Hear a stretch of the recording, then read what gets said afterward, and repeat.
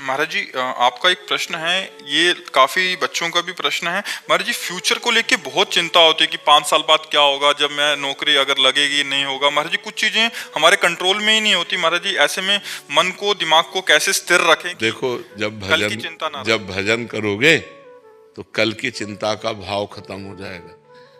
ना कोई फीस है, किसी से किसी तरह की कोई फीस, और ना कभी ऐसे मांगना है। जिस हम परमात्मा की शरण में है, वो जब इतने बड़े हमारे परिकर को पोषण कर रहा है, तो तुम्हारा पोषण क्यों नहीं होगा? तुम कल के लिए चिंतित क्यों हो? क्योंकि तुम्हें परमात्मा का आश्रय नहीं स्वीकृत है, तुमने भगवान को अपना मालिक नहीं माना। तो फिर जैसे जहाज ना हो और तैरना ना आता हो, फिर नदी में उसकी हालत क्या होगी, समुद्र में हालत क्या होगी उसकी, वैसी हालत है आप लोगों की। ना तो आपके अंदर ज्ञान है और ना भगवान का भरोसा है। तो अब ओवर थिंकिंग, भूत भविष्य काल का चिंतन, ये आपको तो परेशान करेगा ही करेगा। हम कहते हैं राधा राधा नाम जप करो और भगवान के आश्रित रहो। जब तक ब्याह न हो तब तक ब्रह्मचर्य से रहो। देखो आपका अंदर से क्या ज्ञान प्रकट होता है। एकदम आनंदित रहोगे बच्चा, एकदम आनंदित रहोगे। हमारी बात मान लो। अगर हम भगवान के सहारे हैं तो हम आपको बार बार कहते हैं किसी भी बात की कमी नहीं है और किसी को चिंता नहीं। इनको इसलिए चिंता नहीं कि महाराज जी बैठे हैं, हमको इसलिए चिंता नहीं कि भगवान है। सब एक दूसरे के आश्रित होकर भगवान का आश्रय ला, किसी को कोई चिंता नहीं। आप चिंतित क्यों हो रहे हैं? अपने लिए परेशान क्यों हो रहे हैं? हम कहते हैं आप ब्रह्मचर्य रह के देखो और नाम जप करो, बड़ी बड़ी विपत्तियों को रौंद के न निकल जाओ। तो हमसे बताओ, ब्रह्मचर्य वो पावर है जो आपकी सोच को पॉजिटिव करता है। लोग समझ नहीं पा रहे। और ब्रह्मचर्यहीनता जहां जैसे जैसे आती जाएगी, आपकी सोच निगेटिव होती चली जाएगी। निगेटिव सोच ही मृत्यु है और पॉजिटिव सोच ही जीवन है। अगर हमारा पॉजिटिव चिंतन है तो हम बहुत आनंदित रहेंगे दुख में भी। अगर निगेटिव चिंतन है तो सब सुविधाएं हैं लेकिन हम परेशान रहेंगे। अगर हम आज दहाड़ रहे हैं तो भगवान की शरण में और ब्रह्मचर्य से हैं, उससे हम दहाड़ रहे हैं, भगवान की शरण में और ब्रह्मचर्य से। वही तुम्हें सब नौजवानों को कहते हैं, तुम थोड़ा जिसे निकालने में इतना आनंद समझते हो उसको रोक के तो देखो, बहादुर बन जाओगे, माया पर विजय प्राप्त कर लोगे। हर विपत्ति, हर संकट को रौंदने की सामर्थ्य आ जाएगी। धर्म से चलो, पवित्र आचरण करो। क्यों भविष्य की चिंता करते हो? वर्तमान को संभालो। वर्तमान सही है तो तुम्हारा भूत भी पवित्र हो जाएगा और भविष्य भी मंगलमय हो जाएगा। वर्तमान गलत हो गया, भूत भविष्य की चिंता में मिनट को खो दिया। अगर इस मिनट में राधा बोलते, कृष्ण बोलते, हरि बोलते और पवित्र चिंतन करते तो तुम्हारा भविष्य भी ठीक हो जाता और तुम्हारा पूर्व जो बीता हुआ है वो भी अच्छा हो जाता। इसलिए नाम जप करो और ब्रह्मचर्य, ब्रह्मचर्य की तरफ कोई देख ही नहीं रहा, कोई नहीं देख रहा। बस जीवन का सुख समझ रहा ब्रह्मचर्य को नष्ट करना। नए नए बच्चे समझ रहे हैं जितना ब्रह्मचर्य को नष्ट कर लो उतने सुख भोग लो, ये तुम्हारे जीवन का नाश है। ब्रह्मचारी रहो। जब परिपक्व ब्रह्मचर्य हो जाए 20-22 के बाद, जब ब्याह हो, फिर गृहस्थी में संयोग करो, कुछ नहीं बिगड़ सकता। ब्रह्मचर्य नष्ट कर 12-12 वर्ष के बच्चे जैसे ब्रह्मचर्य नष्ट कर रहे हैं, अब ये 22-24 तक पहुंचते पहुंचते ये सब फ्यूज हो जाएंगे। इनके अंदर सामर्थ्य ही नहीं रहेगी कि वो गृहस्थी के लायक रहें। हमारी बात को लिख ले, कागज में लिख ले, चाहे दिमाग में लिख ले। अगर धर्म से चलोगे तो तुम कम से कम संसारिकता का भी तो निर्वाह कर पाओगे, नहीं तो संसारिकता का निर्वाह नहीं कर पाओ। अरे नए बच्चे तो ऐसे टमाटर जैसे रखे होने चाहिए गाल और चेहरा।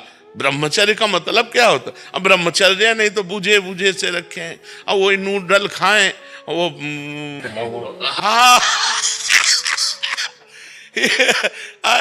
हाँ 1 लीटर 1.5 लीटर मठा पी के 4 मोटी रोटी खाकर दंड बैठक मार के किसान आदमी जो है मेहनत, अब ये मोमोज फोमोज खाकर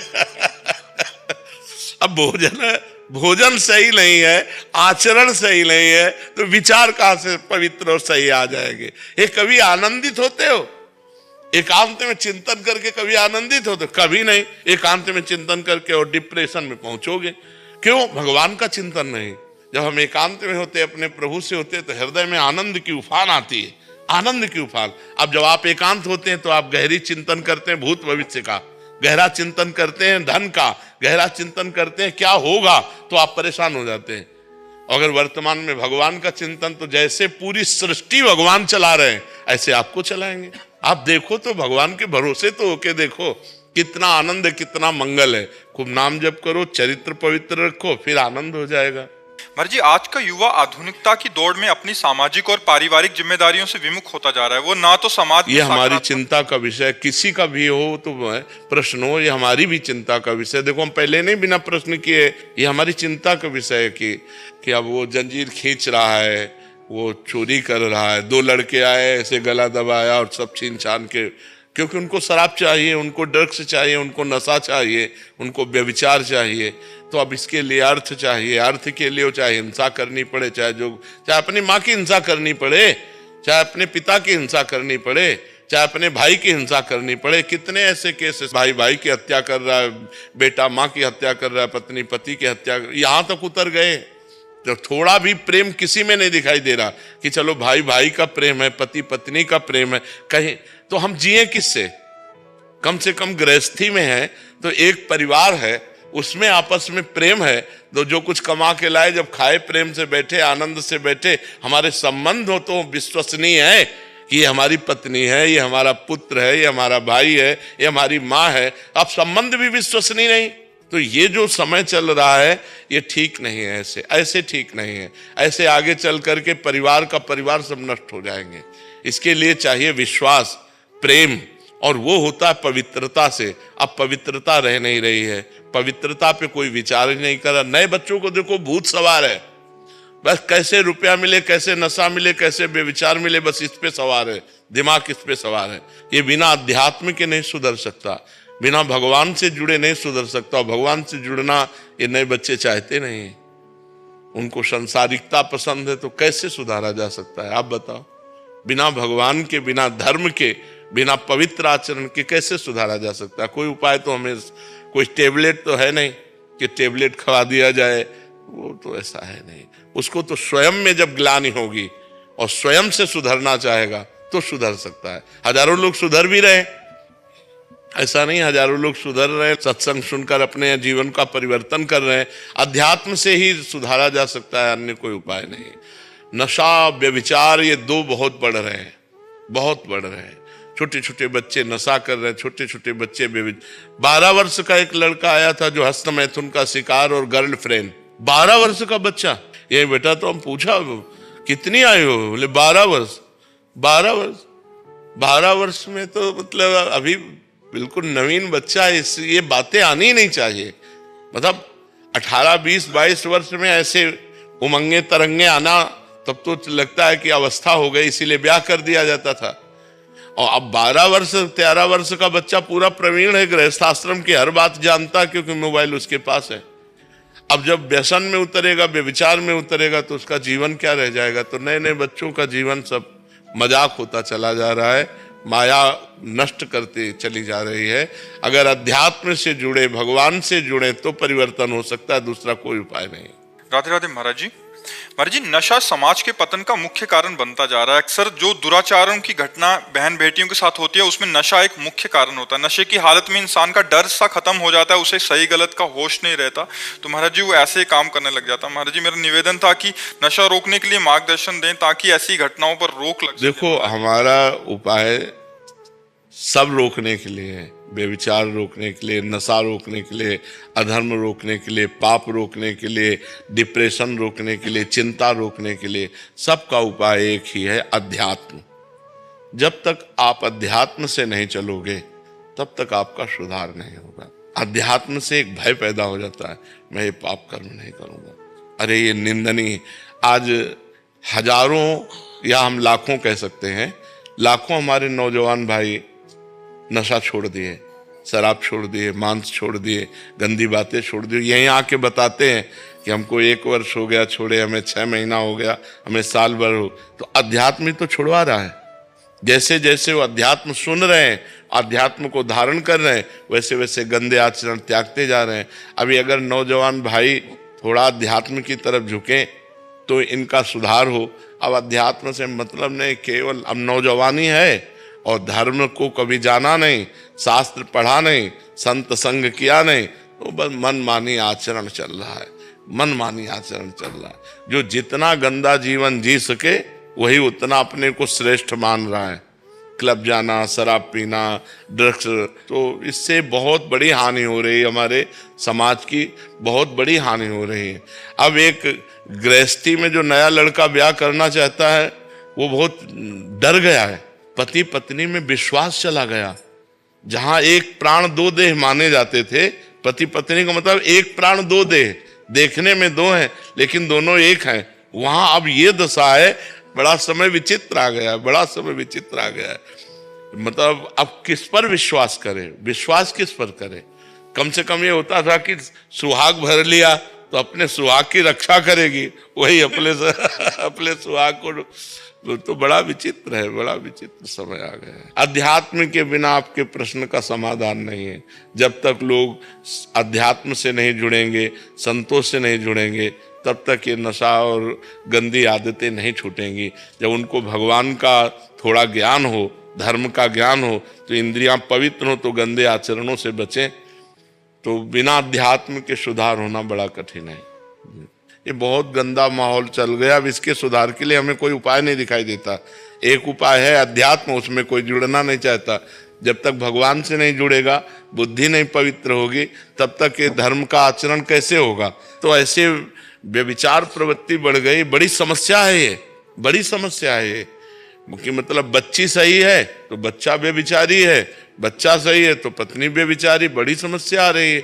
अब इसमें जब तक दोनों सही ना हो तब तक आजीवन निर्वाह होना बड़ा कठिन है। और ये गृहस्थी के लिए अनिवार्य है। पति पत्नी में प्रेम होना गृहस्थी के लिए अनिवार्य है, क्योंकि वो तभी चल पाएंगे। और ये बड़ी समस्या हो गई कि वो उनसे प्यार करते हो, उनसे प्यार, तो हमें लगता है कि फिर ब्याह नहीं करना चाहिए।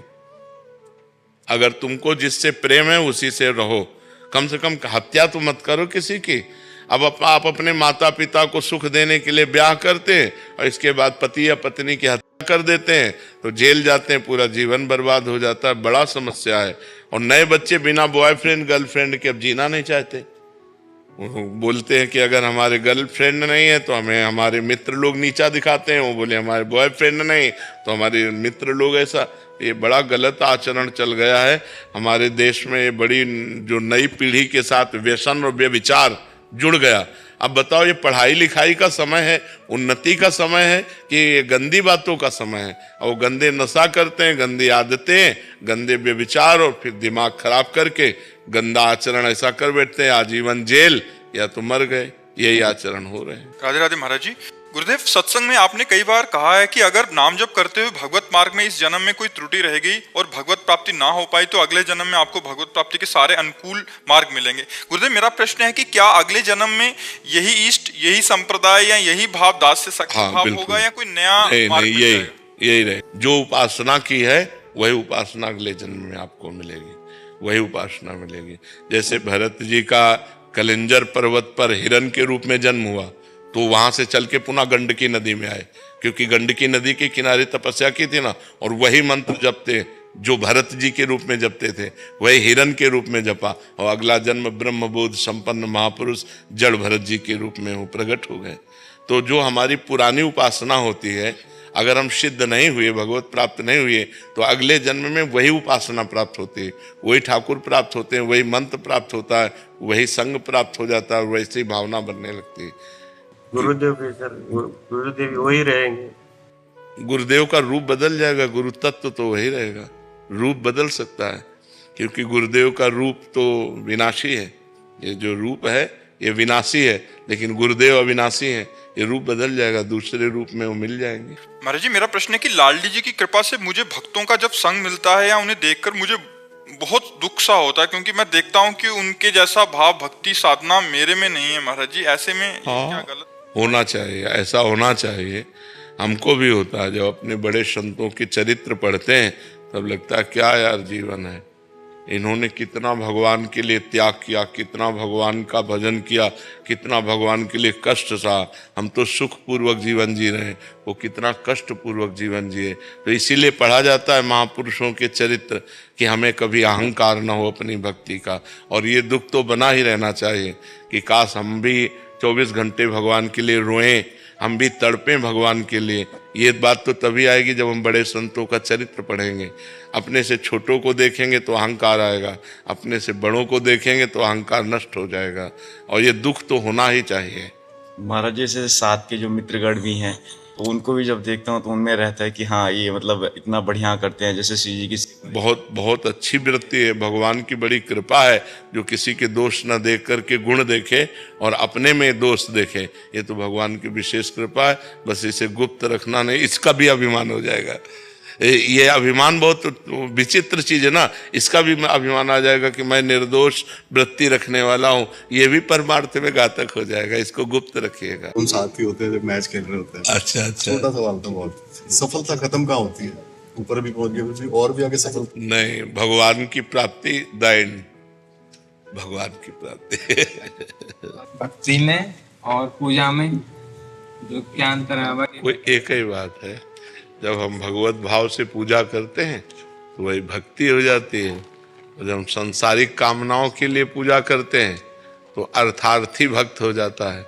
जब संकट निवृत्ति के लिए करते हैं तो आर्त भक्त हो जाता है, और जब केवल भगवान की प्रसन्नता के लिए करते हैं तो विशुद्ध भक्ति हो जाती है। समझ पाए? जैसे हम गिरिराज जी की आराधना कर रहे हैं और हमारे अंदर लक्ष्मी प्राप्ति की इच्छा है तो अर्थार्थी भक्त हो गया हो। हम गिरिराज जी की आराधना कर रहे हैं लेकिन संकट निवृत्ति के लिए कर रहे हैं तो आर्त भक्त हो गया हो, और जब हम गिरिराज जी की प्रसन्नता के लिए कर रहे हैं तब वो भक्ति हो।